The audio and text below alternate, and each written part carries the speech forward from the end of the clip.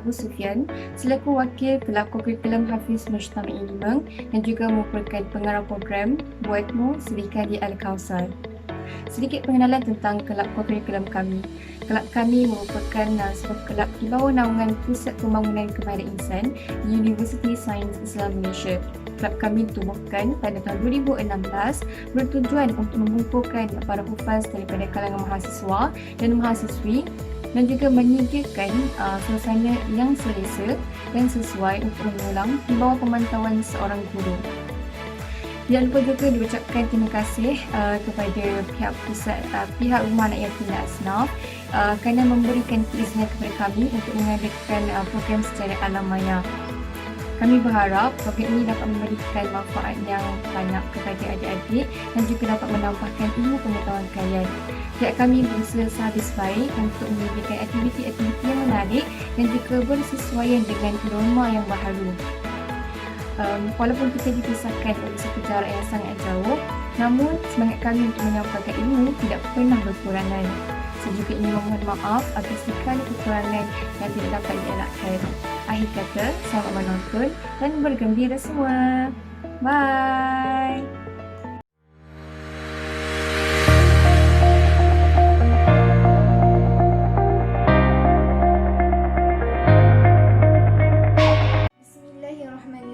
Assalamualaikum warahmatullahi taala wabarakatuh.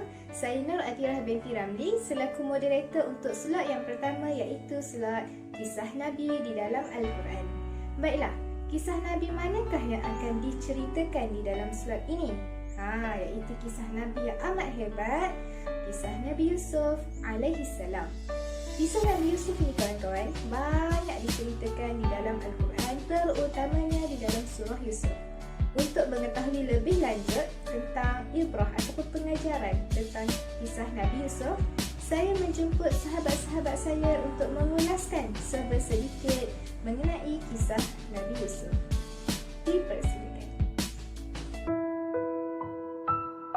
Baiklah, pengajaran yang pertama daripada surah Yusuf iaitu memaafkan orang yang menzalimi diri kita.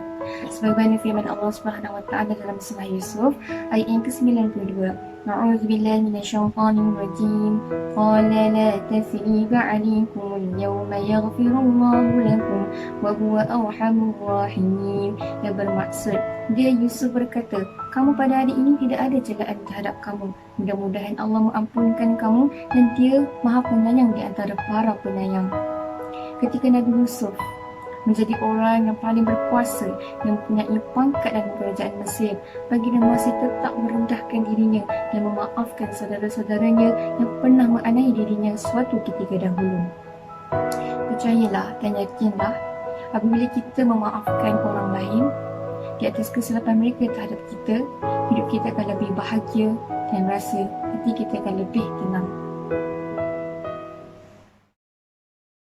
Okay adik-adik, pengajaran kedua daripada kisah Nabi Yusuf yang diceritakan oleh Kak Fat tadi adalah sifat iri hati dapat memutuskan silaturahim. Okey, iri hati ni apa? Iri hati ni adalah sifat dengki, sifat tak suka. Kita tak boleh berdengki sama kita, sebabnya kita akan merosakkan hubungan kekeluargaan, hubungan dengan kawan. So nanti kita akan bermasam muka. Tak boleh tengok orang ni, tak suka tengok orang ni, tak boleh. Jadi kalau kita kena sentiasa bersyukur supaya kita tak berdengki dengan orang lain.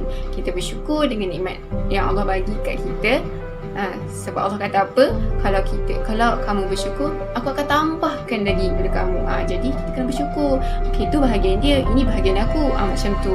So kita tak boleh berdengki macam mana Nabi Yusuf kan, kesian dia kena buang dalam perigi dengan abang-abang dia kan. Abang-abang dia buang dia dalam perigi. Sebab apa? Sebab abang-abang dia tak suka Nabi Yusuf ni. Abang-abang dia tak suka Nabi Yusuf ni sebab ayah Nabi Yusuf ni lebih sayangkan Nabi Yusuf.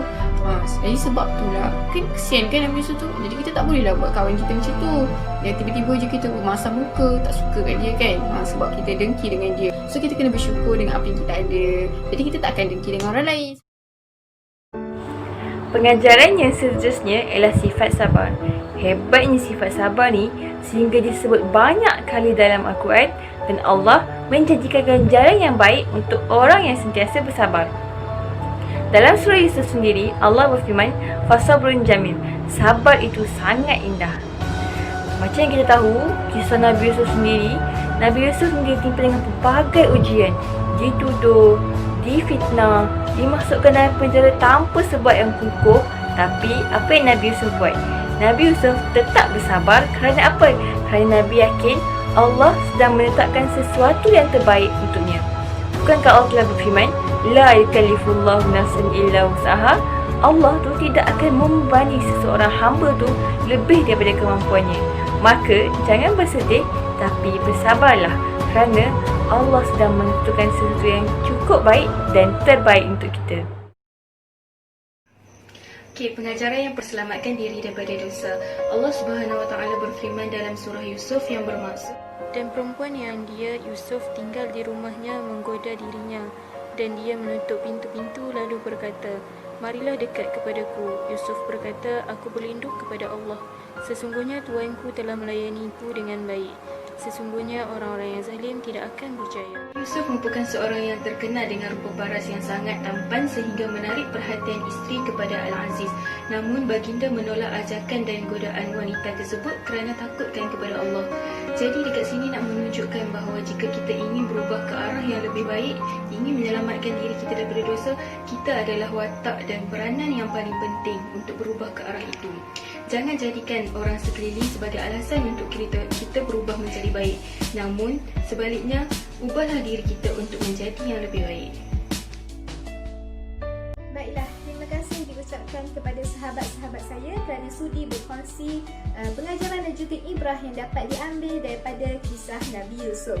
Semoga keterangan yang disampaikan dapat disematkan di dalam diri kita dan menjadi manfaat untuk diri sendiri dan juga masyarakat di luar sana.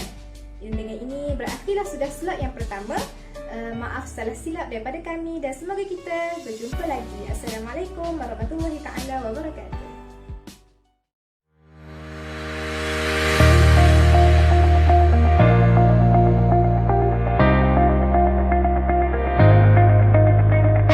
Hai adik-adik, selamat datang ke slot yang kedua.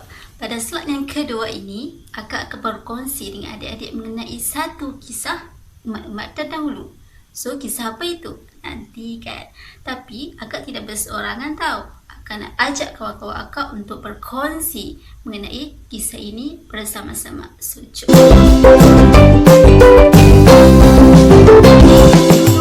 Kawan-kawan, hari ini kita akan berkongsi kisah-kisah umat terdahulu. Tapi sebelum tu, cuba kawan-kawan tengok kat depan. Kat depan tu ada siapa? Ada adik-adik lah. Ramainya. Wah, ramainya. Hai adik-adik. Hai. Kami akan kongsikan satu kisah teladan yang terdapat dalam surah dalam Al-Quran. Surah tu sangat dekat dengan kita semua. Cuba adik-adik teka, kisah teladan tu ada dalam surah apa? Jeng jeng jeng. Jeng jeng jeng. Okeylah. Akak bagi clue orang selalu baca surah ni setiap hari Jumaat. Cuba teka apa? Teka. Betul. Surah Yasin. Adik-adik selalu tak baca surah Yasin ni hari Jumaat. Baca tak? Kalau macam tu, agak-agak kisah apa yang ada dalam surah tu ya? Baiklah akak tolong. Nampak banyak sangat tanda soal dalam kepala tu. Kalau kita nak tahu, kisah ni jarang-jarang tahu kita dengar. Tapi sebenarnya, ia sangat dekat dengan kita. Iaitu, kisah pemuda di hujung kotak. Kisah ni dipetik daripada 3 ayat dalam surah Yasin. Jadi adik-adik, jom kita mendengar sambil mentadabbur kisah pemuda di hujung kotak ini. Okey, baiklah adik-adik. Kak akan ceritakan apa sebenarnya kisah pemuda hujung kota ni. Okey, kalau adik-adik nak tahu, untuk kisah ini disebut dalam surah ayat ke-13 hingga ayat ke-29. Jadi, dalam kisah ni, bermulanya ayat 13 tu, di mana Allah SWT telah mengutuskan 3 orang rasul, 3 orang nabi untuk ke sebuah kampung, kota yang mana untuk berdakwah 3 orang. Jadi 3 orang nabi tu pergilah ke kampung tu, dia berdakwah, dia macam masuklah Islam, berdakwah lah mengenai agama kita wallahu alam macam mana cakapnya, tapi dia ajak untuk ke arah kebenaran. Tapi kawan-kawan ni semua menolak, tak nak. Yelah, tiba-tiba datang, tiba-tiba dia berdakwah, siapa tak tahu kan. Kalau kita macam, siapa dia ni kan, sebab tak kenal. Jadi kawan-kawan ni macam marah lah. Dia macam, pergi dari sini. Kalau tak pergi, kita orang akan rejam. Sebab dia orang memang tak suka, dia orang tak nak.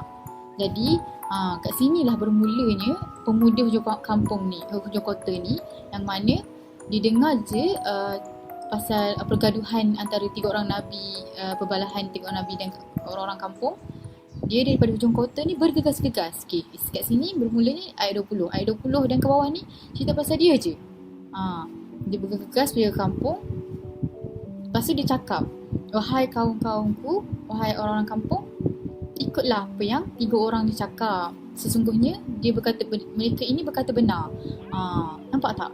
Tiba-tiba je ada orang berani cakap, ikutlah apa yang Nabi ni sampaikan, orang ni sampaikan. Sesungguhnya mereka benar. Jadi orang kawan-kawan kat sini cakap lah, dia betul. Macam mana awak tiba-tiba nak ikut? Bukan ke macam mana awak tahu ni betul? Macam tu. Jadi kat sini Akak Naksyiri kat 23 ni nak tunjuk yang mana pemuda ni sangat-sangat yakin bahawa apa yang Nabi itu sampaikan tu benar. Kalau kita tak tahu nak percaya ke tak kan, tiba-tiba orang datang. Kat situlah nak cakapnya yang beliau sangat yakin.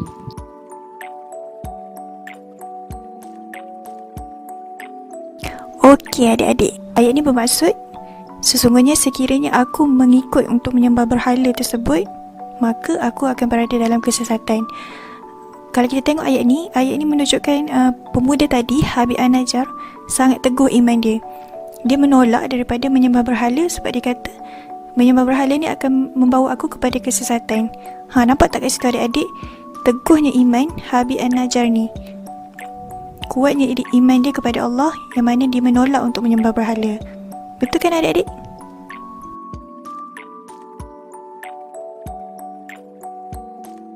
Ayat ini memberitahu bahawa bagaimana lelaki ini telah menjawab dengan tegas dan yakin bahawa dia beriman kepada Tuhanmu. Tuhanmu itu ialah Allah Subhanahu Wa Taala. Jadi beliau tidak takut dengan sesiapa pun kerana iman lelaki itu adalah imannya sangat tinggi.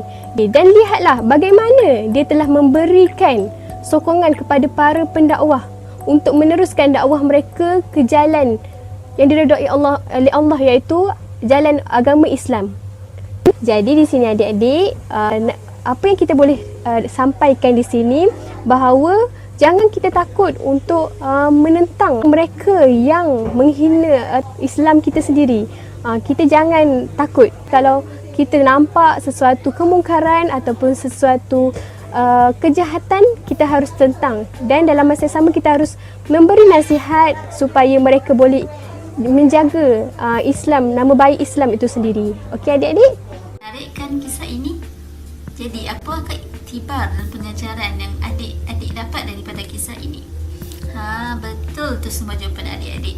So antara iktibar yang kita boleh dapat daripada kisah ini adalah yang pertama, dakwah untuk menegakkan kebenaran, terutamanya kebenaran Islam, perlulah diteruskan walaupun mendapat tantangan hebat daripada orang ramai. Seterusnya, sesiapa yang melakukan pengorbanan untuk mempertahankan agama akan mendapat kemuliaan dan keampunan di sisi Allah, serta setiap penderhakaan kepada Allah akan mendapat balasannya sama ada di dunia atau di akhirat. Selain itu, dakwah juga perlu dilaksanakan secara hikmah dan bijaksana. Dan seterusnya, kita hendaklah berpegang teguh dan istiqamah dengan tauhid Allah yang satu walaupun menghadapi sebarang kesulitan dan kesusahan. Adik, pejam celik kita dah sampai ke penghujung slot. Kami harap adik-adik dapat mengambil iktibar dan pengajaran daripada kisah yang kami kongsikan sebentar tadi. Sehingga berjumpa lagi pada masa akan datang. Bye-bye.